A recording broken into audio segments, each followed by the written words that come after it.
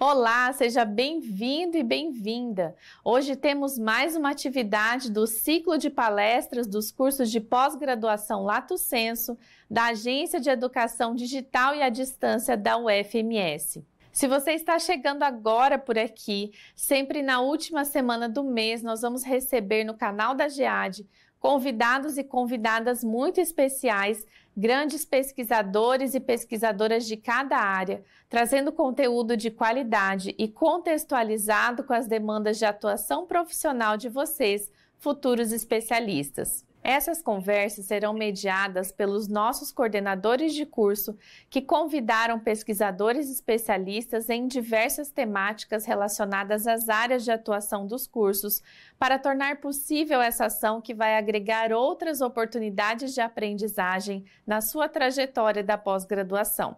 E para não perder nenhuma atividade do ciclo de palestras, é muito importante que você se inscreva no nosso canal e ative as notificações de todas as transmissões. Você também pode convidar outras pessoas para acompanharem o ciclo de palestras no canal da GEAD. Quem assistir ao vivo receberá um certificado de participação. É importante lembrar que todas as palestras ficarão disponíveis no nosso canal, caso você queira compartilhar ou assistir novamente. Queremos agradecer nossa convidada de hoje, que reservou um tempo na sua agenda de forma voluntária para se conectar conosco e compartilhar conhecimentos nesse espaço virtual. E agora passo a palavra para a professora Ana Carolina Pontes Costa, coordenadora do curso de Tutoria em Educação à Distância, para conduzir as atividades de hoje. Desejamos uma excelente palestra e até breve.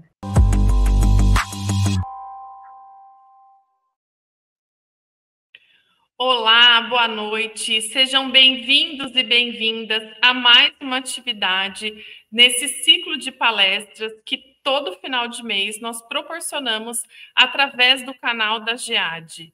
Hoje, de forma única, uma pessoa muito especial, vocês vão ter contato com ela um pouquinho mais para frente, que é o professor responsável por essa disciplina, fará a mediação desta palestra. Ele que vai apresentar esta convidada, ele que vai fazer as perguntas que vocês vão nos enviar durante a palestra.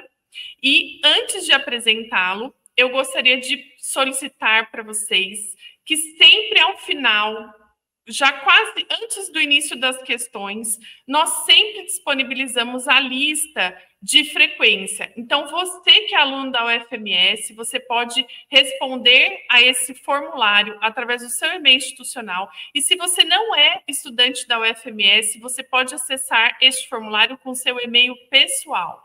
Não fiquem preocupados, sempre ao final ela será disponibilizada. Então, agora, eu gostaria de convidar o professor Lucas Gazzarini, que é o nosso professor da disciplina de Neurociência e Aprendizagem, para fazer a mediação desse ciclo de palestras. E a vocês, eu desejo uma ótima atividade online e aproveitem bastante. Muito obrigado, professora Ana. Olá a todos e todas. Eu sou Lucas Gazzarini, formado em farmácia, eu tenho mestrado e doutorado em farmacologia, com foco na área de neurociências. Eu sou professor aqui na UFMS desde 2016, onde eu faço pesquisa sobre os mecanismos de formação e manutenção de memórias. Hoje aqui, com a gente tem a presença ilustre da professora Leonor Bezerra Guerra, que é médica, mestre em fisiologia e doutora em biologia celular pela Universidade Federal de Minas Gerais. Ela também é neuropsicóloga pela Fundação Mineira de Educação e Cultura e atuou por muito tempo na pesquisa em neurociências. Ela foi professora de neuroanatomia no Departamento de Morfologia e também docente no programa de pós-graduação em neurociências do Instituto de Ciências Biológicas da UFMG, até 2016, quando ela se aposentou. Nesse período, ela também criou e coordenou, na UFMG, o programa de extensão Neuroeduca, que foi pioneiro na formação de professores no campo de neurociência. Além disso tudo que eu falei, ela também é autora de 2 livros bem importantes e conhecidos, um deles, Neurociência e Educação, Como o Cérebro Aprende, de 2011, e o outro mais novo, de 2022, Neurociência e Educação, olhando para o futuro da aprendizagem. Esse último livro, inclusive, está disponível online gratuitamente, o link está aqui embaixo na descrição do vídeo, e vocês podem acessar de forma gratuita. Leonor, muito obrigado pela sua presença aqui, eu fico muito feliz de poder te ter para essa apresentação. Muito obrigada, Lucas. Agradeço o convite de vocês para ter essa oportunidade de compartilhar um pouco da minha experiência em neurociência, aprendizagem e educação. Eu queria contar e dou minhas boas-vindas a todos e todas. Estou muito feliz pela oportunidade. Eu queria contar brevemente por que é que eu, médica, cientista básica, né, assim, de bancada, trabalhei com modelos experimentais em animais, por que eu passei a me dedicar a essa área de neurociência, aprendizagem e educação. Foi meio por acaso. Eu ainda era uma cientista que a gente diz, trabalhava em bancada, e fui chamada por um colega para substituí-lo numa aula sobre memória. Mas não perguntei a esse colega qual que era a abordagem de memória que ele queria que eu fizesse na aula. Isso foi em 1994, nós estávamos no meio da década do cérebro e a neurociência ainda não era muito divulgada para o público em geral. Então eu cheguei nessa sala de aula, era uma turma de psicopedagogia, e comecei a falar sobre memória partindo da perspectiva celular.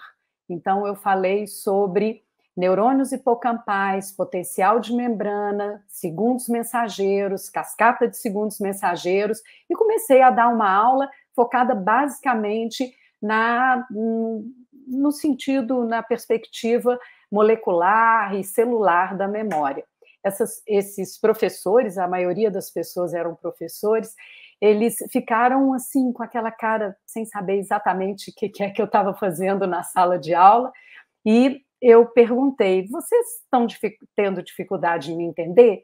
E eles disseram assim, olha, a gente sabe que é português, mas nós não estamos entendendo nada. E eu perguntei em seguida, mas vocês não sabem minimamente como o cérebro funciona? E eles responderam, não, nós somos professores. Então, a entonação da resposta da turma me fez pensar por que é que o professor não entende sobre como o cérebro funciona, como o cérebro aprende.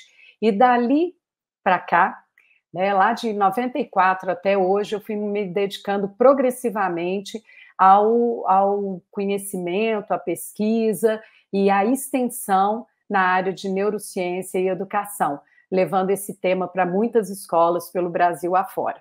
E hoje eu estou tendo a grata oportunidade de estar com vocês aqui.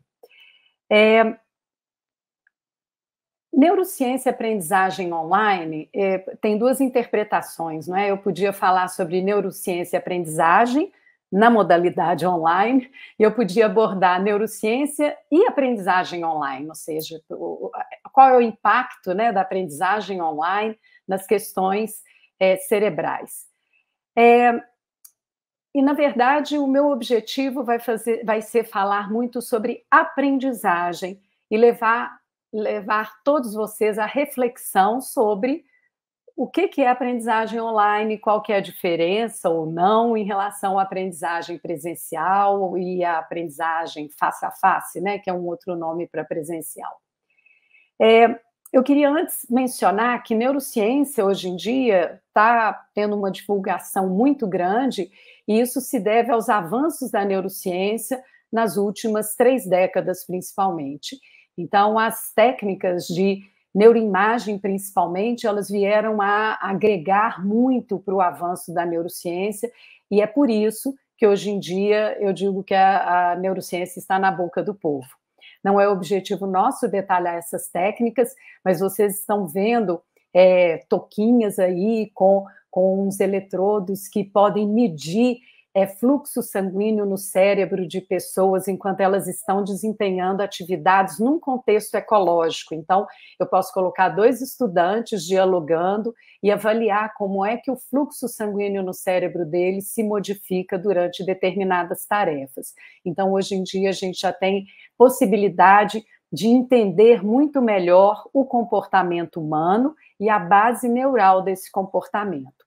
E justamente por causa do avanço da neurociência, nós hoje conseguimos ter o que a gente chama de princípios da aprendizagem.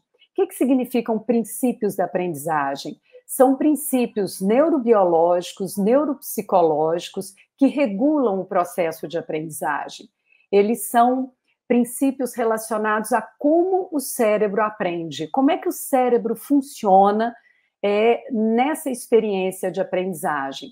E na medida em que o professor ele entende os princípios da aprendizagem, ele pode mobilizar esses princípios, ele pode preparar estratégias pedagógicas que respeitem a forma do cérebro funcionar. E, sendo assim, a aprendizagem ela será mais efetiva. Eu queria primeiro mencionar duas observações importantes. Primeiro, que nós nos relacionamos com o ambiente, então o ser humano se relaciona com o ambiente, e nessa interação há sempre um comportamento que é exibido pelo ser humano, e esse comportamento tende a ser adaptativo. Então, nós recebemos os estímulos no ambiente por meio dos órgãos do sentido, o sistema nervoso processa esses estímulos, e o resultado desse processamento é um comportamento que vai levar o sujeito a ser capaz de solucionar um problema, enfrentar um desafio, se adaptar às condições daquele contexto onde ele está inserido, visando o bem-estar e a sobrevivência daquele indivíduo. Então, o nosso sistema nervoso, ele se organiza de tal forma que ele é talhado para aprender, mas para aprender para a vida, para a sobrevivência dele, para a adaptação dele ao mundo. Então, essa é uma primeira reflexão que eu considero muito importante vocês manterem aí no cérebro de vocês. A outra reflexão é que educação leva à mudança de comportamento. Educação desenvolve conhecimentos, habilidades, atitudes, e isso ocorre a partir de estratégias pedagógicas que os professores utilizam no seu dia a dia de sala de aula. O conjunto dessas estratégias pedagógicas nada mais é do que o conjunto de estímulos que esse professor fornece para os seus estudantes, e esses estímulos entram, né, no indivíduo através dos órgãos do sentido e acabam estimulando neurônios que estão distribuídos pelo sistema nervoso central. Principalmente, né, quando eu considero o processo de aprendizagem, o nosso foco principal é o cérebro, mas eu gosto sempre de enfatizar que o cérebro ele só funciona bem se todas as outras estruturas do sistema nervoso estiverem também funcionando bem. Então, o cérebro não faz nada completamente sozinho. Eu preciso de estruturas que me fazem respirar, que fazem o meu coração bater, etc., que me fazem dormir, né? E essas estruturas, esses neurônios responsáveis por essas atividades de sono, funcionamento cardiovascular, respiração, eles estão localizados no tronco encefálico, mas esses neurônios são importantes para o funcionamento do cérebro também. Então, esses estímulos são recebidos pelo sistema nervoso, o cérebro processa esses estímulos e, por um fenômeno chamado neuroplasticidade, eu consigo reorganizar as conexões que existem entre os neurônios. Os neurônios têm conexões chamadas sinapses, e essas sinapses são reorganizadas durante esse processamento, e por meio desse processo de neuroplasticidade. E isso leva a uma modificação do cérebro. Então, se eu reorganizo ali as sinapses, eu tenho um cérebro que é diferente daquele cérebro de antes desses estímulos, dessas estratégias pedagógicas. Essas modificações cerebrais é que caracterizam o processo ensino-aprendizagem. Então, o processo ensino-aprendizagem nada mais é do que uma reorganização do cérebro do indivíduo. E nós vamos falar um pouco, né, sobre funções mentais envolvidas com essa reorganização do cérebro. Eu queria, primeiro, perguntar se todos vocês sabem de cor, de memória, as cores das letras do Google e a sequência dessas cores. Eu imagino que poucos de vocês consigam saber de memória quais são essas cores e a sequência. Aqui, só para vocês relembrarem, a gente tem a logomarca do Google. Mas por que eu fiz esse exercício com vocês? É para dizer que, cotidianamente, ou seja, todo dia, vocês devem ver a palavra Google no computador várias vezes por dia, durante todos os dias da semana e ao longo do mês. Mas, no entanto, nós não memorizamos, nós não aprendemos a logomarca. Eu não consigo manter na minha memória. Provavelmente porque a logomarca do Google não é importante para mim, eu não estou motivada, enfim. O que eu quero dizer com isso é que o acesso à informação não é necessariamente igual a aprendizado. A gente só aprende se o nosso cérebro processa essa informação. Então, uma coisa é eu ofertar a informação para o estudante, e outra é levar esse estudante a processar a informação. Só o processamento é que vai levar ao aprendizado. E nesse processamento, para eu ter o resultado, né, do aprendizado, eu tenho várias funções mentais envolvidas. Atenção, os estímulos ambientais, emoção, motivação, memória de trabalho, função executiva, memória de longa duração, neuroplasticidade, e tudo isso junto é que vai resultar na aprendizagem mais efetiva. Nós vamos discorrer aqui sobre algumas dessas funções. Então, o que precisa acontecer primeiro? O indivíduo precisa ter contato com o ambiente, então ele precisa receber os estímulos. Os estímulos entram pelos receptores do sistema nervoso, então vocês estão vendo aí na figura, o estímulo está começando ali, por exemplo, um estímulo de tato, começa no dedo do menino, continua esse estímulo, é conduzido ao longo do neurônio, que está aí representado com uma bolinha e com o seu prolongamento, e esse estímulo é repassado para outro neurônio que está aí na sequência no desenho. Essa região onde um neurônio repassa o estímulo para outro neurônio é chamada de sinapse. E esse segundo neurônio tem um prolongamento denominado axônio, que vai enviar essa mensagem para um outro neurônio e assim por diante. Então, os estímulos, eles entram pelos órgãos do sentido, que captam esses estímulos e levam esses estímulos até outros neurônios lá no cérebro. E aí, chegando ao cérebro, vocês estão vendo na figura de cima o hemisfério esquerdo e na figura de baixo o hemisfério direito. Então, vocês estão vendo áreas cerebrais que estão legendadas em cores diferentes. A área cerebral que é cor de rosa na frente do cérebro é a parte frontal, e atrás vocês veem a visão, os neurônios que são responsáveis pela visão, que é a parte posterior do cérebro. Então, aqui eu tenho o frontal e na região mais posterior o occipital, onde a visão é processada. Então, é só para vocês terem uma ideia, né, da posição aí dos elementos dos neurônios no cérebro. O que eu quero mostrar com a figura é que os estímulos que entram pela visão chegam ali na região posterior. Os estímulos que entram pela audição chegam no chamado lobo temporal, que é nessa região.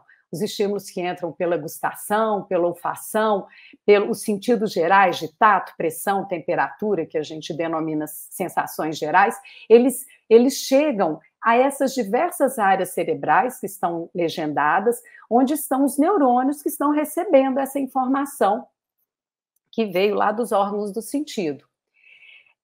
Essas áreas que estão mencionadas aí, elas fazem o processamento da sensação e das percepções.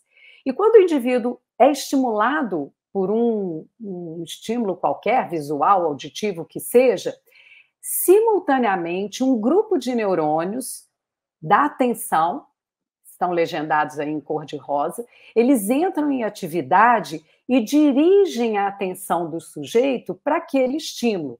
Então, por exemplo, se tocar se houver um barulho aqui na sala onde eu estou, eu vou dirigir a minha atenção auditiva para aquele barulho. Bom, então, nós recebemos os estímulos e nossa atenção é orientada para os estímulos que estão chegando. Essa atenção é a porta de entrada para o cérebro.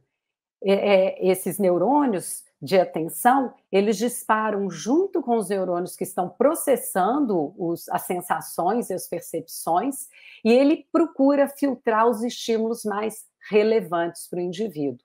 Na figura vocês estão vendo a indicação de 3 áreas, de 3 sistemas de neurônios, 3 circuitos neurais que são envolvidos com o processo de atenção. O primeiro são os neurônios que nos mantêm alertas, em vigília, acordados. Eles são fundamentais para a aprendizagem, porque se eu estiver dormindo, eu não estou processando os estímulos que estão chegando até mim. O segundo sistema é o de orientação para a mudança do foco de atenção. É esse que eu mencionei agora há pouco. Fez um barulho, eu volto minha atenção para aquele barulho. E o terceiro é um sistema na região frontal, que é responsável pela manutenção da atenção num determinado estímulo, sem que eu distraia com outros que estão chegando. Então, por exemplo, se houver um barulho aqui no meu escritório, eu consigo manter a minha atenção na palestra que eu estou dando agora, sem desviar a atenção para o ruído.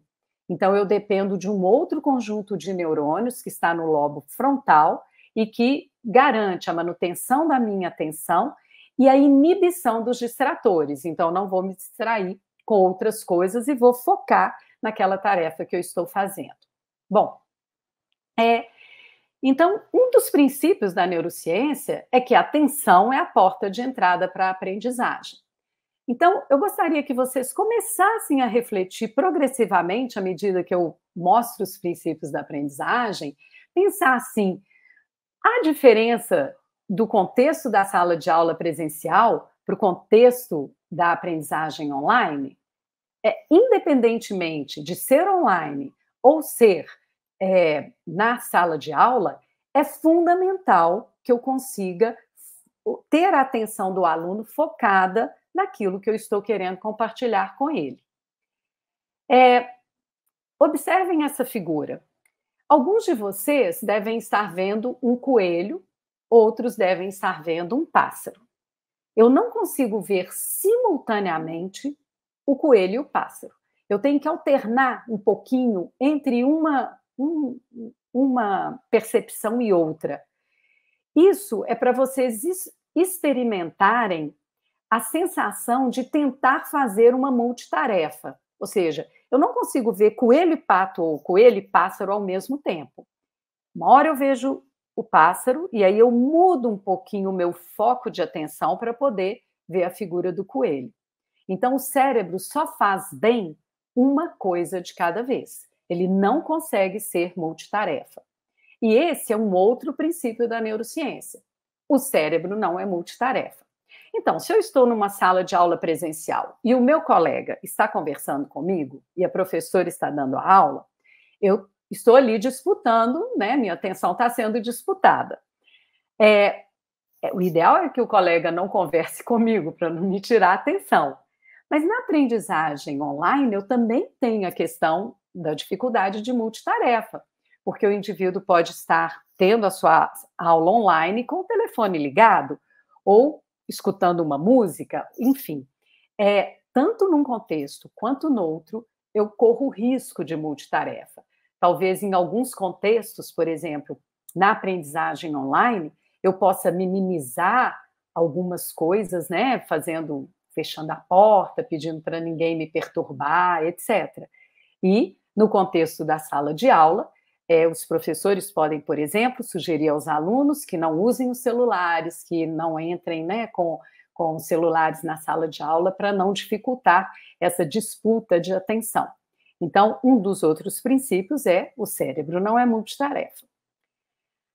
Reparem esse gato.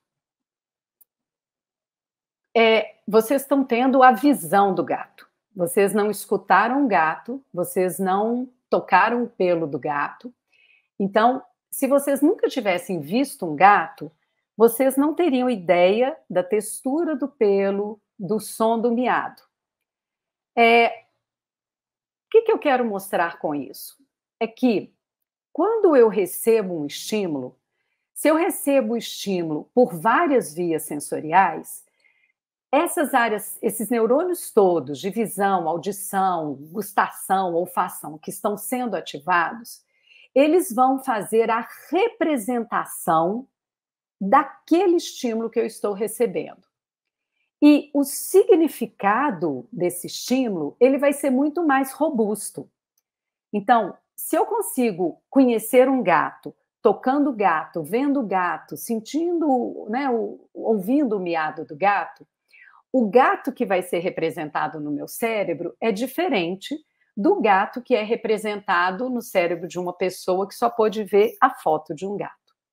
Então, esses neurônios das áreas cerebrais de sensação e percepção, eles são responsáveis pela interpretação e atribuição de significado aos estímulos que eu recebo. E imaginem, o cérebro, na hora que você pensa num gato, eu acho que todos nós aí, todos que estão nos ouvindo, já devem ter visto um gato e ter experimentado o gato de todas as formas. Então, a representação do gato pode contar com a imagem visual do gato, a representação tátil, a representação auditiva e a representação também de como se escreve a palavra gato. Então, essa é uma representação mais robusta. E o que resulta disso? A importância de que, durante os contextos de aprendizagem, eu possa estimular as vias sensoriais todas, as mais variadas possível. Por isso é importante a participação do corpo como um todo. É importante as atividades mão na massa. É importante a aprendizagem em outros espaços, né? E relacionados a atividades da vida diária. Isso faz com que a representação neural dos estímulos ela seja mais robusta no seu cérebro. E aí, quando você escuta o miado de um gato, na mesma hora, todos os neurônios relacionados àquela memória do gato, eles entram em atividade. Não são só os neurônios de audição que representam o miado do gato, mas os neurônios que representam a palavra escrita gato, que representam a sensação tátil do pelo do gato, enfim. E na medida em que você reativa neurônios no seu cérebro, isso vai levar às nossas memórias. Nós vamos mostrar isso daqui a pouquinho. Bom, então, um outro princípio da aprendizagem é que quando o corpo participa, a aprendizagem é mais efetiva. Então, pensem aí, aprendizagem presencial e aprendizagem online. Quais são as limitações de uma? Quais são as vantagens de outra? Enfim, eu quero ir apresentando os princípios e vocês vão fazendo algumas reflexões aí, né, a partir das experiências que vocês têm. Bom, então nós estamos processando os estímulos, já tivemos atenção para um estímulo, demos o significado e quando essas informações estão chegando, mais um grupo de neurônios entra em atividade. Na verdade, são dois circuitos diferentes, mas eles são conectados entre eles, que são os circuitos que processam as emoções e a motivação. Quando os neurônios que processam as emoções entram em atividade, eles dão para o indivíduo uma atribuição do valor afetivo daqueles estímulos. Ou seja, isso é importante para mim? Isso significa algo para mim? Isso faz diferença na minha vida? Então, as emoções que a gente tem, elas sinalizam o valor das interações. Inclusive emoções negativas, quando você tem assim, né, uma rejeição por alguma coisa, tem medo de outra coisa. As emoções, elas são sinalizadores do valor daquela interação que você está tendo naquele momento, seja uma aula, um relacionamento social, o que quer que seja. As emoções dão as dicas para o seu cérebro daquilo que é significativo e daquilo que constitui sentido para você. E essas áreas de emoção, elas têm conexão com as áreas de motivação. E na hora que os neurônios de emoção ativam os neurônios de motivação, esses neurônios da motivação vão colocar o cérebro em ação para fazer uma determinada atividade. Então, se eu estou tendo uma aula de matemática e aquilo me deu uma sensação de que é importante, é significativo, eu passo a prestar mais atenção naquela aula, eu anoto, eu fico lembrando da aula de matemática. Então, eu desenvolvo ações que vão ser importantes para eu desenvolver o aprendizado em relação àquela experiência pedagógica que eu estou tendo. E é importante a gente ressaltar que emoção e cognição, elas são indissociáveis e cooperativas no cérebro humano. É essa relação entre a emoção e todas as memórias que a gente tem é que faz com que a gente constitua sentido em relação às coisas. Então, por exemplo, no meu caso, tudo que eu vejo de sistema nervoso me dá uma emoção muito boa, porque eu tenho memórias sobre as questões do sistema nervoso que elas são evocadas, elas são recuperadas quando eu entro em contato com um estímulo relacionado ao sistema nervoso. E aí, esse estímulo novo conversa com aquelas memórias que eu já tenho e me dão uma sensação de prazer, de satisfação muito grande, o que me motiva a ir lá e ler o artigo, ou fazer uma pergunta, a procurar saber mais sobre aquele assunto. Então, essa constituição de sentido, ela é muito atrelada à curiosidade que uma situação qualquer, uma situação de sala de aula, desencadeia na pessoa. Então, eu costumo dizer, né, e não sou eu, a ciência diz, mostra que a emoção orienta a aprendizagem, ela sinaliza o valor da experiência aprendida, ela gera motivação e ela leva à ação. Quem é que é responsável pela ação no sistema nervoso? São as funções executivas. Então, antes de falar de funções executivas, vamos só recordar esses dois princípios da aprendizagem. A emoção orienta a aprendizagem, a motivação coloca o cérebro em ação para a aprendizagem, recrutando as funções executivas. E quais são essas funções executivas? As funções executivas é um conjunto de funções que são de responsabilidade da área pré-frontal, que é a área mais anterior do lobo frontal. O que significa função executiva? Eu coloquei essa figura porque eu considero um bom exemplo. Então, o indivíduo viu o céu está nublado, sentiu a temperatura, ela está fria, o tempo está frio, ele ouviu um trovão e ele dá o significado de que vai chover. E ele não gosta de ficar molhado, o sujeito. Então, ele sente aquele, olha, eu preciso me proteger. Então, ele fica motivado, então ele teve uma emoção, teve um valor afetivo aí ligado a essa percepção de que vai chover, e essa emoção coloca a motivação para acionar a área pré-frontal para que ele busque um guarda-chuva, uma capa e se proteja da chuva. Então, a função executiva, a gente usa as funções executivas o tempo inteiro, ao atravessar uma rua, ao tomar uma decisão, ao fazer um julgamento, a planejar alguma coisa que a gente queira fazer na vida. Então, as funções executivas, elas são processadas pelo pré-frontal e elas estão envolvidas, como eu falei, com várias habilidades nossas e capacidades, né? Capacidades que viram habilidades. Uma delas é a memória de trabalho. O que é memória de trabalho? É a capacidade que a gente tem de manter uma determinada informação rodando no meu cérebro, enquanto aquela informação é relevante para uma determinada tarefa. Então, eu mantenho aqui no meu cérebro o que eu preciso fazer aqui durante a palestra para poder chegar ao objetivo final e a gente poder discutir, etc. Além disso, a área pré-frontal também tem responsabilidade no que a gente chama de controle inibitório. O que é o controle inibitório? É a capacidade de eu inibir comportamentos que eu teria tendência a fazer para priorizar outros. Esse controle inibitório, ele é muito importante naquela atenção concentrada que eu comentei anteriormente, que eu falei que estava lá na região pré-frontal. Então, eu consigo concentrar na palestra e não me distrair, porque minha área pré-frontal está funcionando, me dando esse controle inibitório para não me distrair com nenhum outro estímulo externo.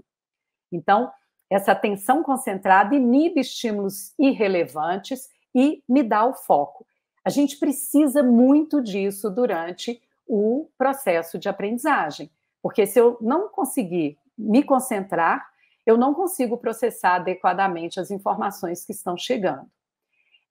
Essa memória de trabalho que eu mencionei, que é essa capacidade de manter, né, no meu cérebro as informações rodando enquanto eu estou precisando delas, ela é importante para a compreensão da leitura. Então, quando eu começo a ler um texto, eu entendo as primeiras palavras, as frases, e aí vou prosseguindo no parágrafo, e preciso manter na memória de trabalho as primeiras frases para poder entender até o resto da página daquele texto. Eu preciso de memória de trabalho para fazer cálculos matemáticos, para compreender uma exposição oral.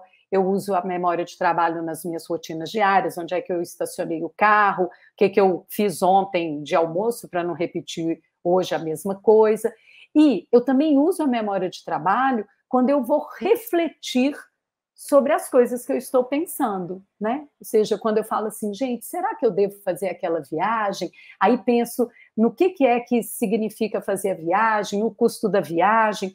Então, ela é muito importante no dia a dia e na situação de aprendizagem. Além disso, a área pré-frontal, com essa capacidade de controle inibitório, ela participa do que a gente chama de elaboração de estratégias de comportamento para atingir determinados objetivos. Então, ela é que me faz dizer assim, não, eu quero aprender matemática. Então, para aprender matemática, eu vou prestar atenção na aula, eu vou tirar dúvida com o professor, eu vou fazer os exercícios que ele mandou online, etc. Eu vou planejar as estratégias para um determinado objetivo. Só que os exercícios online não saíram, eles não foram publicados, etc. Então, eu tenho que flexibilizar o meu planejamento. E essa flexibilidade cognitiva depende da área pré-frontal. Ela também, a área pré-frontal também participa do que a gente chama de autorregulação. Esse exemplo que eu dei é uma forma de autorregular o meu aprendizado. Olha, eu não tenho material online. O que eu posso fazer em relação a isso para substituir a tarefa? Ou eu vou buscar o aluno, ou eu entro em contato com o professor e verifico por que não foi publicado. Então, a autorregulação da aprendizagem, ou seja, eu gerenciar a minha própria aprendizagem, depende também das funções executivas. Então, elas são importantes para a seleção de objetivos, para planejamento, para flexibilização de ações e comportamentos em favor da aprendizagem. Elas estão envolvidas com a metacognição, ou seja, com a minha capacidade de avaliar se eu realmente aprendi, eu entendi, eu compreendi ou eu só ouvi o professor. Às vezes o professor deu uma aula tão boa que eu entendi tudo o que ele estava falando, mas, de fato, eu consigo explicar novamente aquilo que o professor me explicou? Se eu não consigo contar para um colega o que foi apresentado numa aula, seja uma aula presencial ou uma aula online, é sinal que eu não compreendi. Eu posso ter compreendido a fala, mas eu ainda não me apropriei daquele conhecimento. Então, a metacognição ela é muito importante no contexto de aprendizagem para que a gente possa pensar se eu realmente entendi.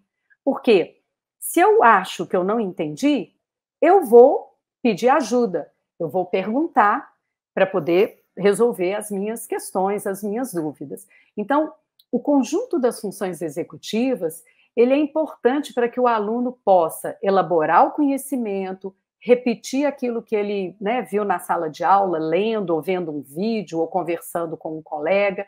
Ele relembra, ele recupera, ele erra, recebe um feedback, fala, não, eu não estava pensando certo, então eu vou fazer o exercício de novo. Ele reflete e cria.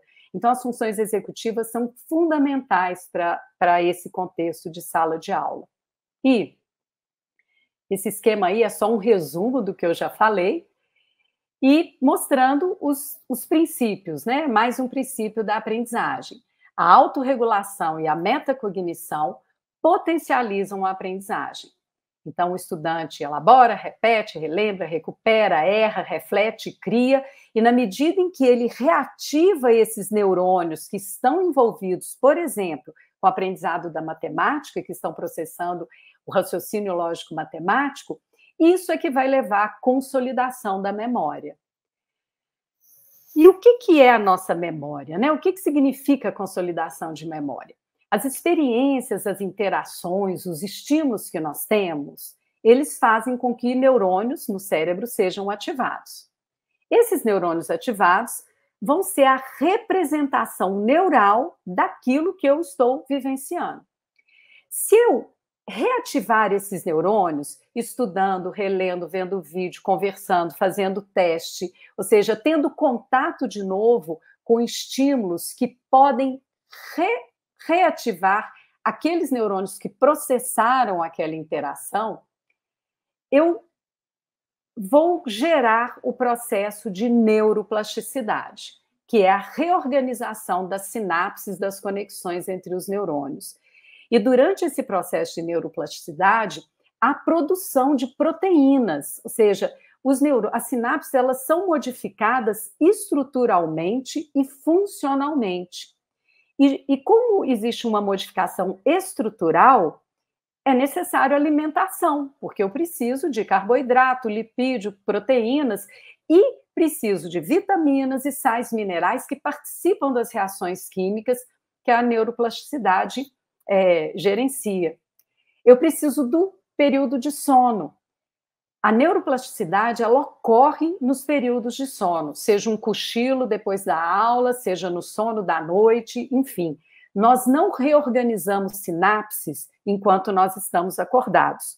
Nós precisamos entrar no padrão de sono, que é quando o cérebro entra num outro padrão de atividade elétrica e química, e que é uma situação do cérebro em que ele consegue reorganizar suas sinapses. E justamente porque é um processo, não é uma coisa assim que acontece imediatamente, eu preciso de tempo. Então, não adianta eu dar uma aula hoje e amanhã já dar outro conteúdo para os alunos. Eles não vão conseguir fazer reorganização sináptica desses neurônios para poder fazer a representação neural daquilo que ele vivenciou. Eu preciso de tempo para elaboração, para recuperar a memória, para repetir, para propiciar a neuroplasticidade. E aí, essa neuroplasticidade, que é formação e reorganização de sinapses e circuitos neurais, vai levar ao registro dessas experiências de aprendizagem durarem por mais tempo. Não é para a vida inteira, porque se eu paro de ter estímulos que reativem aquelas redes neurais, eu acabo esquecendo. Eu já dei aula de histologia, por exemplo, mas eu nunca mais estudei bem histologia. Então, muito da histologia eu já esqueci. Mas sempre fica uma base ali, aquilo que você viu e reviu e estudou muitas vezes. Eu vou ter mais facilidade em estudar histologia se comparado com uma pessoa que não tem informação nenhuma sobre o assunto. Então, mas a gente esquece. Se a gente para de usar, para de praticar, para de estudar, a gente esquece coisas que anteriormente a gente já soube muito bem. Então, esse mecanismo todo vai levar ao que a gente chama de memória de longa duração. E eu já chamei a atenção, né, que essa memória depende da neuroplasticidade, e essa figura aí é só para mostrar as sinapses, que elas ainda não tinham aparecido, e vocês vão ter oportunidade de detalhar mais isso ao longo do curso de vocês, da disciplina que vocês vão ter com o professor Lucas. Por isso que eu nem vou entrar em muito detalhe. Bom, mas justamente por conta da formação de memória de longa duração, de consolidação das memórias, é que é importante, no contexto da aprendizagem, a gente relembrar, recontar, rever, repassar conteúdos e experiências prévias, espaçar os conteúdos para poder dar tempo de fazer a reorganização das sinapses. intercalar conteúdos, elaborar perguntas, realizar testes, usar metodologias ativas. A gente sabe que aprendizagem modifica o cérebro e que a aprendizagem ativa requer elaboração e tempo para a consolidação na memória. Eu queria que vocês refletissem sobre essa frase que uma colega minha, a Ana Luísa, que escreveu um livro comigo, ela é que disse essa frase. Ela me perguntou assim: quando é que você aprende melhor um caminho novo? É quando você está no banco do carona ou quando você está no banco do motorista? Eu disse para ela: é claro, quando eu estou dirigindo. Então ela disse: pois é, nós precisamos tirar o nosso aluno do banco do carona e colocá-lo na direção da própria aprendizagem. Porque o cérebro do aprendiz é que tem que estar funcionando, seja na aula presencial, seja na aula online. Eu preciso desenvolver estratégias numa aprendizagem online que faça, que motive, que coloque o estudante para recrutar as funções executivas dele, para se dedicar à leitura, para fazer os exercícios, para se interessar por aquilo que está sendo apresentado, seja presencial, seja online. E só mais duas questões para a gente dar um tempo aí para todos, né, poderem fazer suas perguntas. A aprendizagem é um processo de interação social. E a gente sabe que a ciência tem mostrado que interação social é fundamental no contexto de aprendizagem. Ela melhora o engajamento, a atenção, a motivação, as funções cognitivas e a metacognição dos estudantes. Então, aulas dialogadas, aprendizagem entre pares, cooperação, isso é muito importante para uma aprendizagem efetiva. Mas vocês observam que tudo isso pode ocorrer tanto numa aula online quanto numa aula presencial. Então, a interação social favorece a aprendizagem. Bom, e a última coisa a gente tem que lembrar que a forma como cada um aprende é única. Cada um de nós tem um cérebro diferente, a gente tem tempos de processamento diferentes, a gente tem conteúdos prévios diferentes, e por isso, o ideal é que eu possa, sim, ter uma forma de aprendizagem onde eu posso respeitar esse meu tempo, essa minha forma única de aprender. Bom, Lucas, eu acho que eu vou interromper aqui para que a gente possa discutir um pouco. Eu deixei essa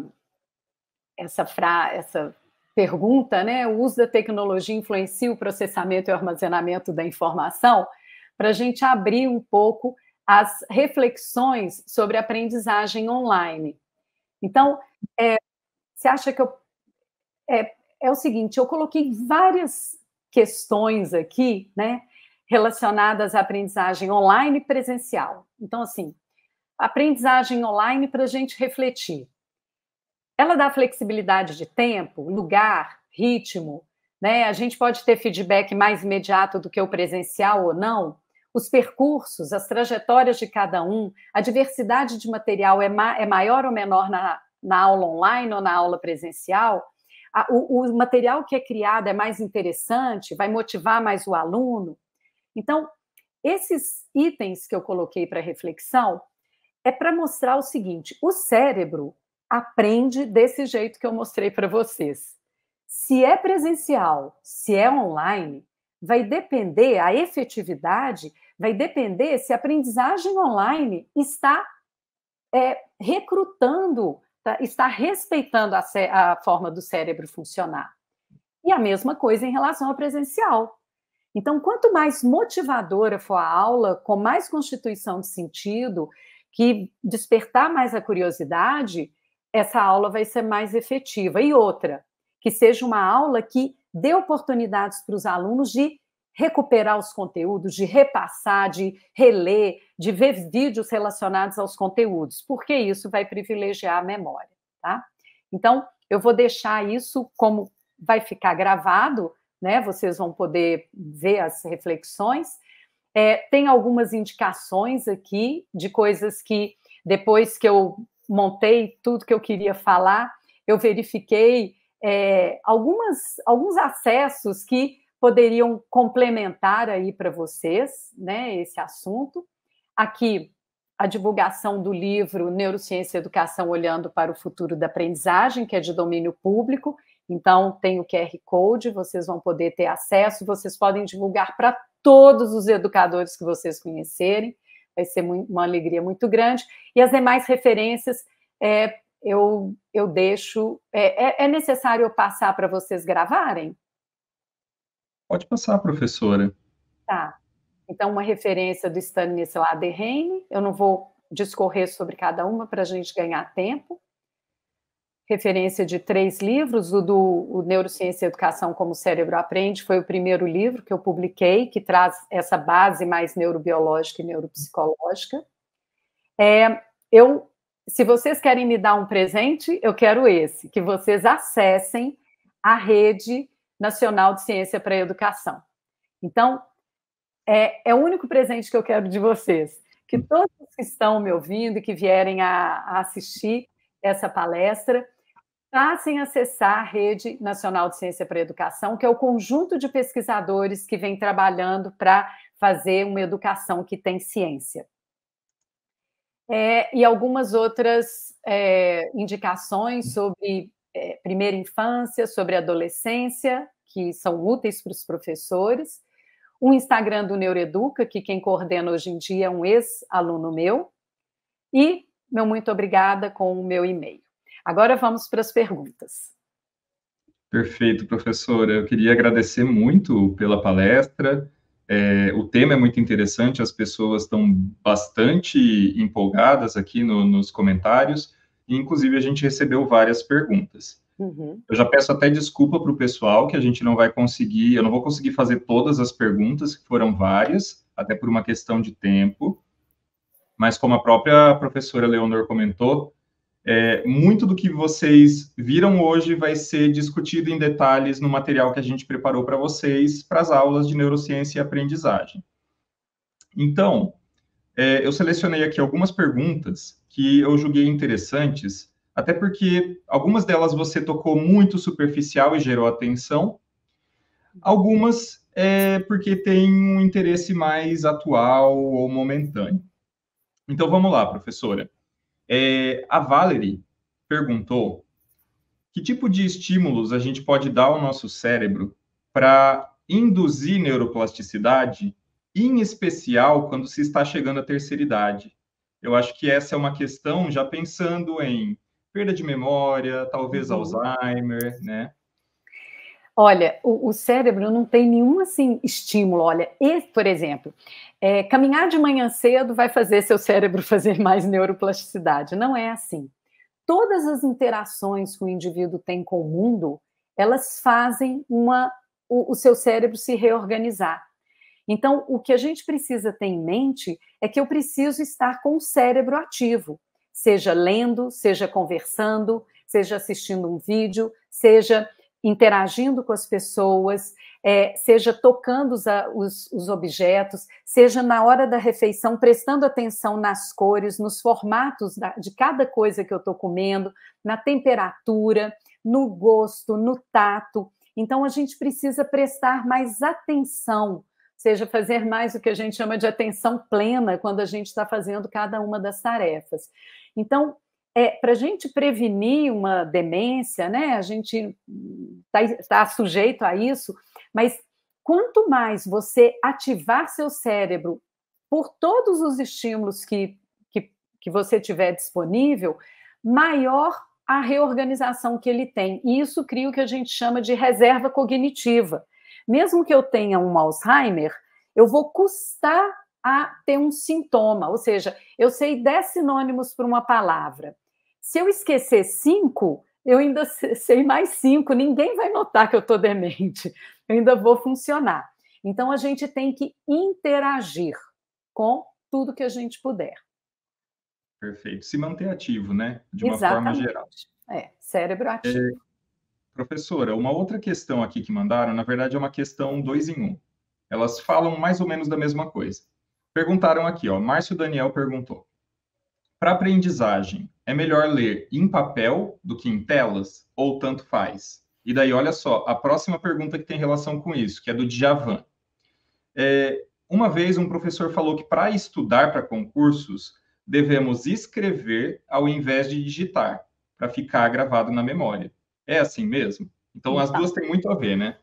Então, é o seguinte, ler em tela e ler no livro, a diferença vai ser do tanto que você se interessa por aquilo. Por exemplo, quem é mais antigo tem uma ligação muito grande com o papel.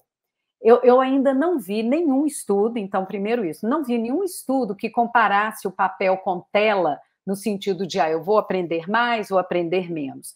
O que importa é a atenção e motivação que você tem para aquilo que você está lendo naquele momento. Então, pode ser que o pessoal mais jovem não goste de ficar ali carregando o livro, tudo, e prefira ficar numa situação mais confortável, né, num iPad ali, lendo. Então, isso faz diferença dependendo da experiência prévia, do gosto da pessoa, tá? A segunda questão lembram-se do que eu falei, que assim, quanto mais áreas cerebrais forem ativadas, mais robusta fica a nossa memória. Na hora que você escreve, você está ativando áreas cerebrais relacionadas àquela escrita, então áreas sensoriais, motoras, que vão dar mais sustentação para a memória daquilo que você está registrando. Então, existem sim trabalhos mostrando a importância da escrita na aprendizagem. A gente não deveria deixar de escrever. Agora, eu queria só pontuar uma coisa, Lucas, assim, o mundo está caminhando. Pode ser que a gente deixe de escrever. O que vai vir, né, a partir disso, a gente não sabe. Pode ser que as pessoas desenvolvam outras habilidades, né, para compensar isso. E outra, as memórias estão sendo estocadas nos aparelhos todos que a gente tem, né? Provavelmente a gente vai ficar muito mais com memória assim, de trabalho para poder ir processando as coisas, não sei. Mas muito da nossa memória de longa duração a gente tem arquivado em outros, né, em outros aparatos. Não sei se ficou claro, mas escrever é bom. Perfeito. É bom para a memória. Uma coisa, memória. Leonor, que eu lembrei enquanto você falava, é que talvez a única questão de você ler em telas é a questão atencional, se você estiver lendo no celular e tiver ali uma notificação do WhatsApp, mas daí não é a questão da leitura, é a questão da atenção. Exatamente. Né? Se você tiver distrator, né? E outra, a sobrecarga cognitiva. Porque se você está lendo em tela, aí tem um hiperlink, aí você vai para o acesso hiperlink, e aí lê outra coisa. Não há memória de trabalho que sustente tanta coisa processada ao mesmo tempo. E aí você fica cansado, não consegue registrar, processar adequadamente nenhuma das coisas, nem a leitura original e nem as leituras do hiperlink. Então, a questão da memória, gente, por exemplo, hoje em dia que a gente tem muito filme disponível, né, em todos os streams aí, a gente vê 5, 6 filmes por semana. A gente, depois de 15 dias, não lembra de quase nenhum. Antigamente, como aparecia um filme, ficava 3, 4 meses em cartaz, era o único filme, a gente sabe filmes que a gente viu há 40 anos atrás, né? Às vezes a gente tem uma memória para esses filmes de 40 anos atrás muito melhor do que do filme que eu vi a semana passada. Né? Perfeito, professora. Olha, para a gente terminar, eu tenho uma última pergunta. O Magno Rocha fez a seguinte questão. Na criança, a neuroplasticidade é maior que nos adultos? Porque é por esse motivo que criança aprende mais rápido um outro idioma, por exemplo? O que acontece é que, metabolicamente, nós somos mais ativos, o nosso metabolismo, ele está mais intenso quando a gente é mais jovem, né? As células epiteliais, elas replicam melhor, enfim, à medida que a gente vai envelhecendo, existe uma tendência a ter uma diminuição da intensidade do metabolismo em geral. A gente continua a ter neuroplasticidade. Então, eu consigo aprender coisas novas que eu nunca vi, mas provavelmente eu vou, dependendo do repertório prévio que eu já tenho, eu posso aprender mais devagar alguma coisa do que uma criança. Mas se eu tiver um repertório muito bom, por exemplo, o exemplo de língua estrangeira, se eu começar a aprender uma nova língua junto com uma criança, pode ser que no aspecto gramatical eu aprenda mais rápido do que uma criança que ainda não sabe a gramática da própria língua. Mas ela vai aprender com mais agilidade a questão de audição e de pronúncia das palavras, porque eu já tenho uma memória para isso que está tão arraigada que eu vou ter mais dificuldade em desenvolver. E então, assim, de forma geral, a criança tem uma neuroplasticidade mais intensa, mas nesse sentido de metabolismo, ou seja, não é uma coisa assim, a neuroplasticidade diminui na velhice, é porque a gente vai envelhecendo mesmo, todos os processos vão ficando um pouquinho mais trabalhosos para o nosso corpo. Perfeito. Professora Leonor, eu queria agradecer muitíssimo pela sua palestra. A gente teve uma audiência bastante interessada, que elogiou bastante a sua fala. Eu mesmo fiquei impressionado pelos exemplos que você trouxe, porque eu tenho certeza que, mesmo quem não tem uma base em biologia muito grande, conseguiu entender com base nos exemplos. Isso é até uma forma prática de fazer o que você estava falando, de tornar o aprendizado mais interessante, né? Então, em meu nome, eu agradeço, em nome de todo o pessoal da UFMS Digital também, pela possibilidade da palestra, pela cordialidade em responder, em estar aqui com a gente hoje, tá bom? Muito obrigada, Lucas. E eu espero que todas as pessoas que ouviram e que estão participando da disciplina e do curso, né, vocês anotem as suas perguntas para que elas sejam motivo de discussão. O melhor jeito de aprender é ser curioso e perguntar. Então, a pergunta já é um sinal de motivação.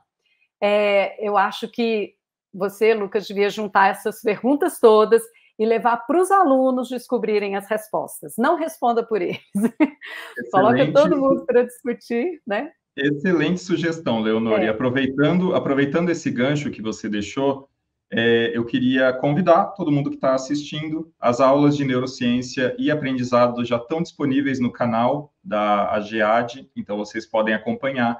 Façam o que a professora sugeriu, peguem as perguntas que não foram respondidas e vocês vão ver que várias delas estão nos materiais que estão disponíveis lá. Então é isso, agradeço, Leonor, agradeço a todos que estão acompanhando a gente. Muito obrigado e boa noite. Muito obrigada, boa noite.